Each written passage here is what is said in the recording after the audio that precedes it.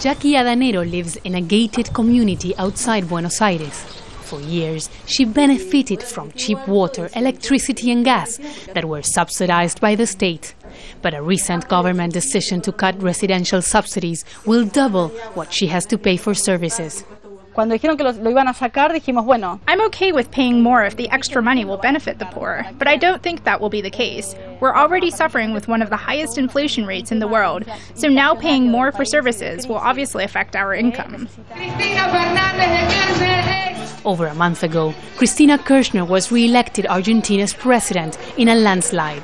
Now back in office, she's facing a struggling economy as the global slowdown reduces demand and prices for Argentina's major exports like corn and soybeans.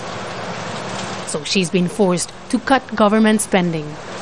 Water, gas and electricity bills in Argentina generally come with this red note that reads subsidized by the state.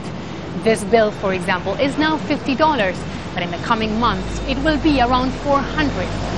Cheap utility services have helped Argentina recover from the economic collapse of 2001, but nearly 10 years of strong growth has made them harder to justify. Initially, the subsidies reduction will be limited to residential areas and industrial users. The government has also launched a website so people are able to voluntarily renounce the subsidies. But on the streets of Buenos Aires, it wasn't easy finding people willing to do it. I agree with what they are doing with the subsidies. There are people who can afford it and they should pay. But I cannot give them up because I cannot afford it. Economists agree that reducing government spending is doing the right thing. Argentina has a fiscal deficit, and what they are doing is trying to adjust it. This will mean higher costs for a part of the population, so we'll have to see how skilled they are so that they don't lose a lot of support.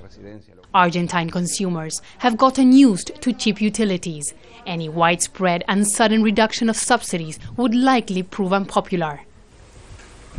That's why the government is being selective and is targeting those who can afford it for now. Teresa, Jazeera, Buenos Aires.